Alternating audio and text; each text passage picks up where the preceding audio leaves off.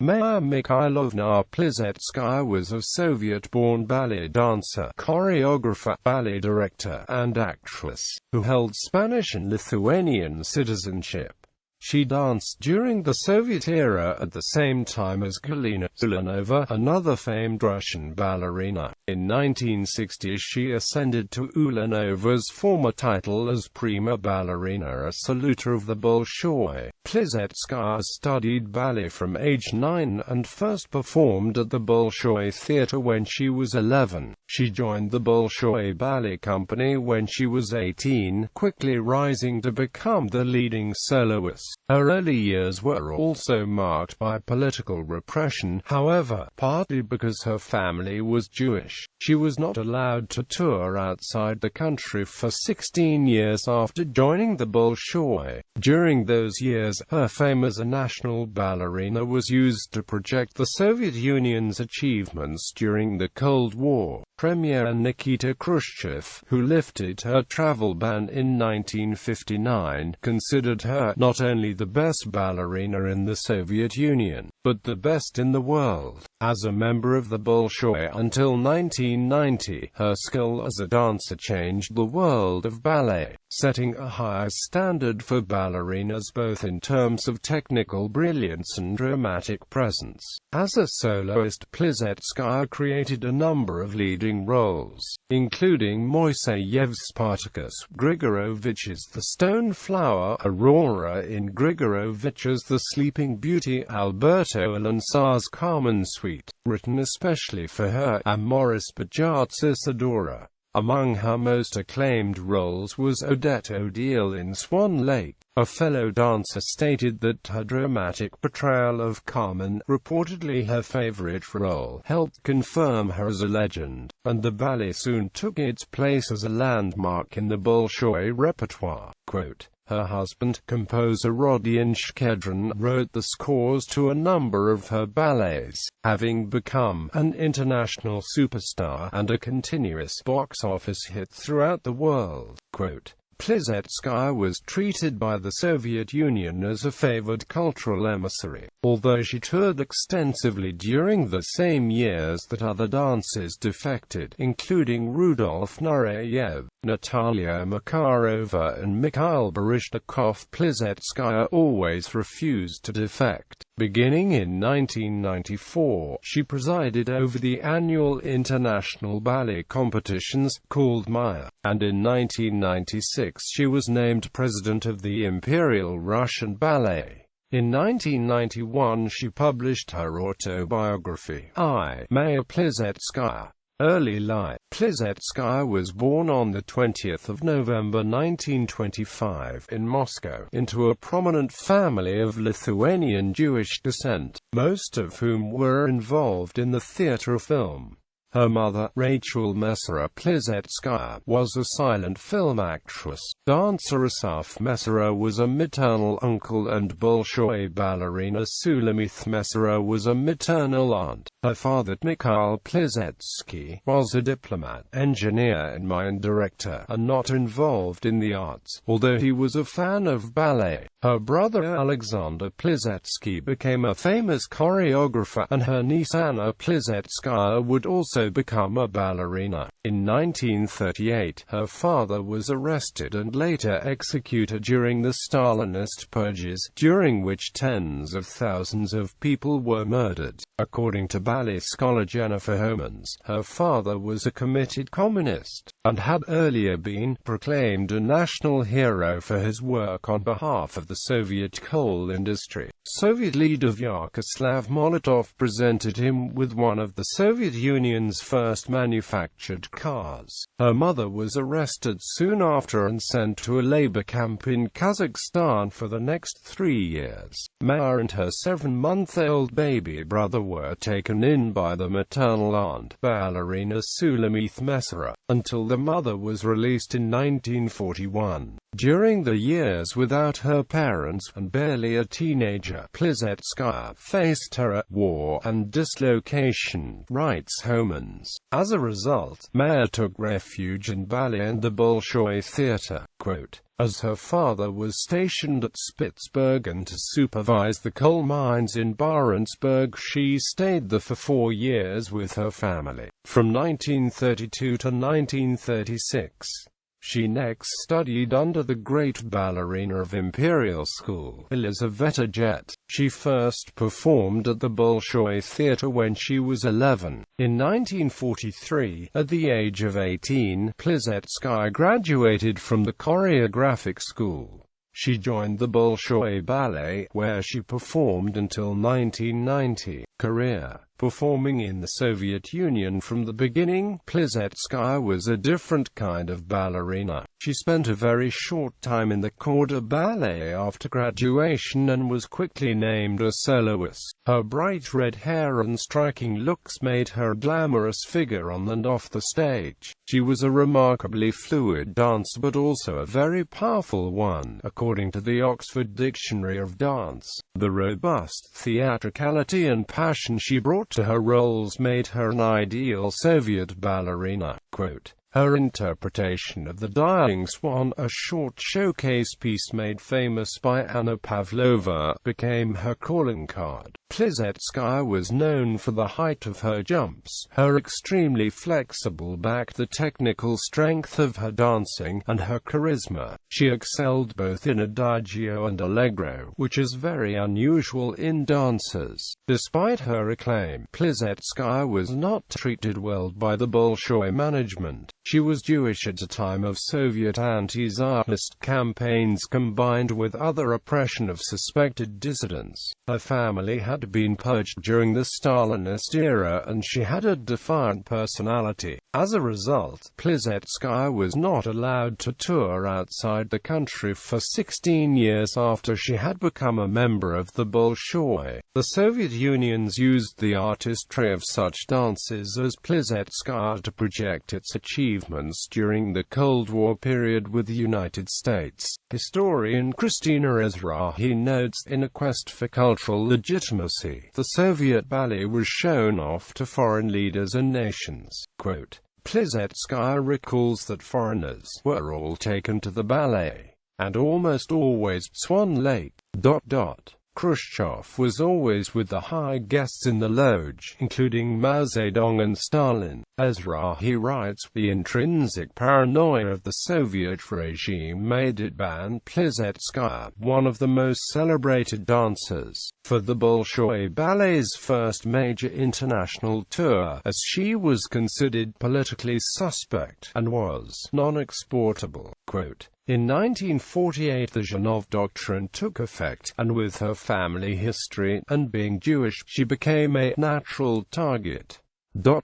Publicly humiliated and excoriated for not attending political meetings. As a result, dancing roles were continually denied her and for 16 years she could tour only within the Soviet bloc. She became a provincial artist, consigned to grimy, unrewarding bus tours exclusively for local consumption, writes Homans. In 1958 Plisetskaya received the title of the People's Artist of the USSR. The same year she married the young composer Rodion Shkedrin, whose subsequent fame she shared. Wanting to dance internationally, she rebelled and defied Soviet expectations. On one occasion, to gain the attention and respect from some of the country's leaders, she gave one of the most powerful performances of her career, in Swan Lake, for her 1956 concert in Moscow. Homans describes that extraordinary performance. We can feel the steely contempt and defiance taking hold of her dancing.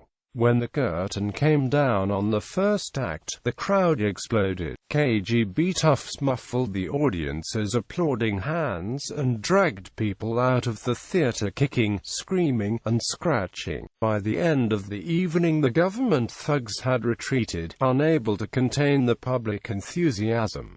Plisetskaya had won international tours. Soviet leader Khrushchev was still concerned, writes historian David Court, that her defection would have been useful for the West as anti-Soviet propaganda. Quote, she wrote in a long and forthright expression of her patriotism and her indignation that it should be doubted. Subsequently, the travel ban was lifted in 1959 on Khrushchev's personal intercession, as it became clear to him that striking Plisetskaya from the Bolshoi's participants could have serious consequences for the tour's success. In his memoirs, Khrushchev writes that Plisetskaya was not only the best ballerina in the Soviet Union, but the best in the world. Able to travel the world as a member of the Bolshoi, Plisetskaya changed the world of ballet by her skills and technique, setting a high standard for ballerinas both in terms of technical brilliance and dramatic presence. Having allowed her to tour in New York, Khrushchev was immensely satisfied upon reading the reviews of her performances. He embraced her upon her return. Good girl, coming back. Not making me look like a fool. You didn't let me down. Within a few years, Plisetskaya was recognized as an international superstar and a continuous box office hit throughout the world. Quote, the Soviet Union treated her as a favored cultural emissary, as the dancer who did not defect. Quote, although she toured extensively during the same years that other dancers defected, including Rudolf Nureyev, Natalia Makarova and Mikhail Baryshnikov, Plisetskaya always returned to Russia, wrote historian Tim Scholl. Plisetskaya explains that for her generation, and her family in particular, defecting was a moral issue. He who runs to the enemy's side is a traitor. Quote, she had once asked her mother why the family didn't leave the Soviet Union when they had the chance, at the time living in Norway. Her mother said that her father would have abandoned me with the children instantly, for even asking. Misha would never have been a traitor. Style. Although she lacked the first-rate training and coaching of her contemporaries, Plisetskaya compensated by developing an individual, iconoclastic style that capitalized on her electrifying stage presence, writes historian Tim Scholl, adding that it amounted to a daring rarely seen on ballet stages today, and a jump of almost masculine power. Quote, her very personal style was angular, dramatic, and theatrical, exploiting the gifts that everyone in her mother's family seemed to possess. Those who saw Plisetskaya's first performances in the West still speak of her ability to wrap the theater in her gaze, to convey powerful emotions in terse gestures. Critic and dance historian Vadim Galievsky said of her influence on ballet that she began by creating her own style and ended up creating her own theater. Among her most notable performances was a 1975 free-form dance in a modern style set to Ravel's Bolero. In it, she dances a solo piece on an elevated round stage, surrounded and accompanied by 40 male dancers. One reviewer wrote, words cannot compare to the majesty and raw beauty of Plisetskaya's performance. What makes the piece so compelling is that although Plisetskaya may be accompanied by dozens of other dancers mirroring her movement, the first and only focus is on the prima ballerina herself. Her continual rocking and swaying at certain points, rhythmically timed to the syncopation of the orchestra, create a mesmerizing effect that demonstrated an absolute control over every nuance of her body, from the smallest toe to her fingertips, to the top of her head. Performances. She created a number of leading roles, including ones in Lavrovsky's Stone Flower, Moiseyev's Spartacus, Grigorovich's Moscow version of the Stone Flower, Aurora in Grigorovich's Staging the Sleeping Beauty, Grigorovich's Moscow version of The Legend of Love, the title role in Alberto Alencár's Carmen Suite, Petits Rose Millet, Vijat's Isadora, and his Moscow staging of Leda, Grana Rose Maria Estuardo, and Lopez's El Renadero. After performing in Spartacus during her 1959 U.S. debut tour, Life magazine, in its issue featuring the Bolshoi, rated her second only to Galina Ulanova. Spartacus became a significant ballet for the Bolshoi, with one critic describing their rage to perform, personified by Plisetskaya as ballerina, that defined the Bolshoi. During her travels she also appeared as guest artist with the Paris Opera Ballet, Ballet National de Marseille, and Ballet of the 20th Century in Brussels. By 1962, following Ulanova's retirement, Plisetskaya embarked on another three-month world tour. As a performer, notes Homans, she excelled in the hard-edged, technically demanding roles that Ulanova eschewed, including Raimonda, the Black Swan in Swan Lake, and Kitri in Don Quixote. In her performances, Plisetskaya was unpretentious, refreshing, direct. She did not hold back. Ulanova added that Plisetskaya's artistic temperament, bubbling optimism of youth revealed themselves in this ballet with full force. World-famous impresario Sol Hurok said that Plisetskaya was the only ballerina after Pavlova who gave him a shock of electricity when she came on stage. Rudolf Nureyev watched her debut as Kitri in Don Quixote and told her afterwards, "I sobbed from happiness. You set the stage on fire." At the conclusion of one performance at the Metropolitan Opera, she received a half-hour ovation. Choreographer Jerome Robbins, who had just finished the Broadway play at West Side Story, told her that he wanted to create a ballet especially for her. Plisetskaya's most acclaimed roles included Odette Odile in Swan Lake and Aurora in Sleeping Beauty. Her dancing partner in Swan Lake states that for 20 years, he and Plisetskaya shared the world stage with that ballet, with her performance consistently producing the most powerful impression on the audience.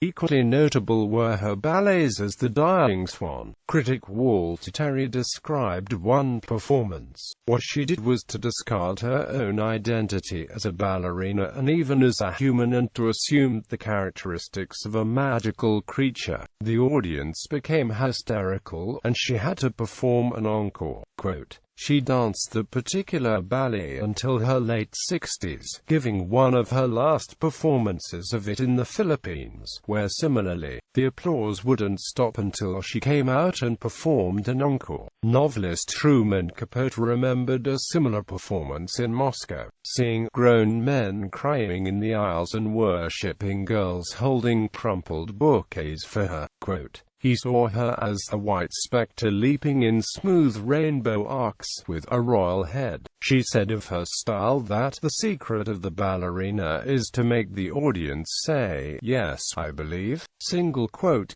Fashion designers Yves Saint Laurent and Pierre Cardin considered Plisetskaya one of their inspirations, with Cardin alone having traveled to Moscow over 30 times just to see Plisetskaya perform. She credits Cardin's costume designs for the success and recognition she received for her ballets of Anna Karenina, The Seagull, and Lady with the Dog. She recalls his reaction when she initially suggested he design one of her costumes. Cardin's eyes lit up like batteries, as if an electrical current passed through them. Within a week he had created a design for Anna Karenina, and over the course of her career he created 10 different costumes for just Karenina. In 1967, she performed as Carmen in the Carmen Suite, choreographed specifically for her by Cuban choreographer Alberto Alonso. The music was re-scored from Bizet's original by her husband Rodion Shkedron, and its themes were reworked into a modernist and almost abstract narrative. Dancer Olympia Dowd, who performed alongside her, writes that Plisetskaya's dramatic portrayal of Carmen, her favorite role, made her a legend, and soon became a landmark in the Bolshoi's repertoire. Her Carmen, however, at first, rattled the Soviet establishment, which was shaken with her Latin sensuality. Quote, She was aware that her dance style was radical and new, saying that every gesture, every look, every movement had meaning, was different from all other ballets. The Soviet Union was not ready for this sort of choreography. It was war. They accused me of betraying classical dance. Some critics outside of Russia saw her departure from classical styles as necessary to the Bolshoi's success in the West. New York Times critic Anna Kislakov observed, without her presence, the poverty of movement invention would make them untenable in performance. It is a tragedy of Soviet ballet that a dancer of her singular genius was never extended creatively. Quote, a Russian news commentator wrote, she was never afraid to bring ardor and vehemence onto the stage, contributing to her becoming a true queen of the Bolshoi. Quote, her life and work was described by the French ballet critic André-Philippe Hirschan as genius, audacity and avant-garde acting and choreography. After Galina Ulanova left the stage in 1960, Plisetskaya was proclaimed the prima ballerina, assoluta of the Bolshoi Theatre. In 1971, her husband Shkedron wrote a ballet on the same subject, where she would play the leading role. Anna Karenina was also her first attempt at choreography. Other choreographers who created ballets for her include Yuri Grigorovich, Roland Petty, Alberto Alonso, and Maurice Begit with Isadora. She created The Seagull and Lady with a Lapdog. She starred in the 1961 film The Humpbacked Horse, and appeared as a straight actress in several films, including the Soviet version of Anna Karenina. Her own ballet of the same name was filmed in 1974. While on tour in the United States in 1987, Plisetskaya gave masterclasses at the David Howard Dance Center. A review in New York Magazine noted that although she was 61 when giving the classes, she displayed the suppleness and power of a performer in her physical prime. Quote, in October that year she performed with Rudolf Nureyev and Mikhail Baryshnikov for the opening night of the season with the Martha Graham Dance Company in New York. Plisetskaya's husband, composer Rodion Shkedron, wrote the score to a number of her ballets, including Anna Karenina, The Seagull, Carmen, and Lady with a Small Dog.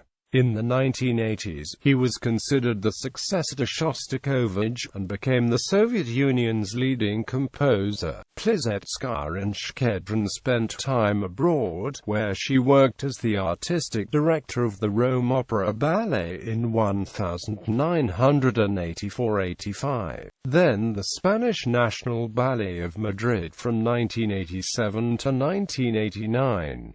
She retired as a soloist for the Bolshoi at age 65, and on her 70th birthday, she debuted in Maurice Begit's piece choreographed for her, Avenue Maya. Since 1994, she has presided over the annual international ballet competitions, called Maya, and in 1996 she was named president of the Imperial Russian Ballet. She was ballet director of the Rome Opera, and artistic director of Ballet del Teatro Lírico Nacional in Madrid. She was awarded the Prince of Asturias Award for the Arts in 2005 with the ballerina Tamara Rojo also. She was awarded the Spanish Gold Medal of Fine Art.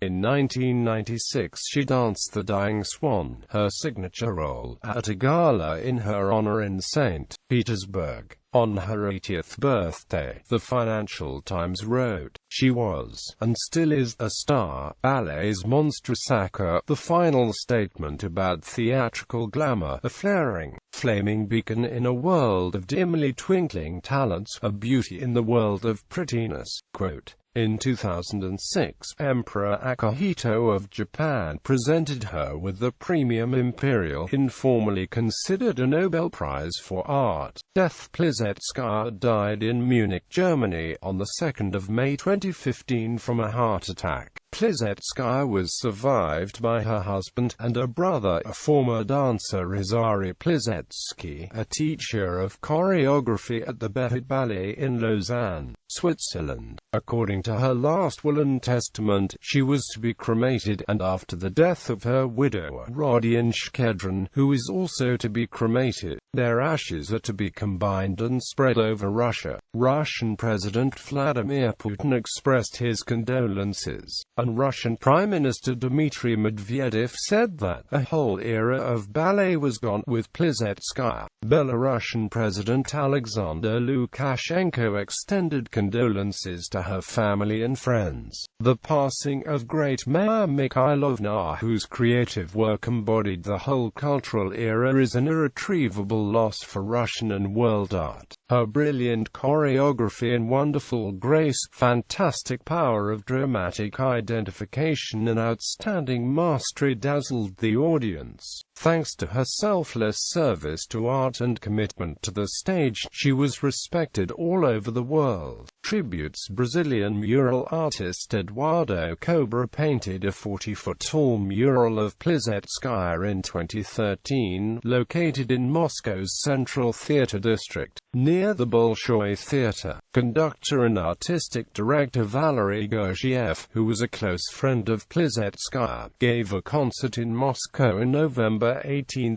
2015, dedicated to her memory. On November 20, 2015, the government of Russia named a square in her honor in central Moscow, on Ulitsa Bolshaya Dimitrovka, near the Bolshoi Theatre. A bronze plaque affixed at the square included an engraving. Maya Plisetskaya Square is named after the outstanding Russian ballerina. Opened November 20, 2015. In St. Petersburg, the Mariinsky Theatre Symphony Orchestra will pay homage to Plisetskaya's memory with a concert on December 27, 2015. It will be conducted by Valery Gergiev and include a performance with ballet dancer Diana Vishneva. The Mariinsky Ballet later performed a four-program tribute of Maya Plisetskaya at the Brooklyn Academy of Music in February 2016. The Bolshoi Theatre will perform a concert in memory of Plisetskaya at the London Coliseum on March 6, 2016.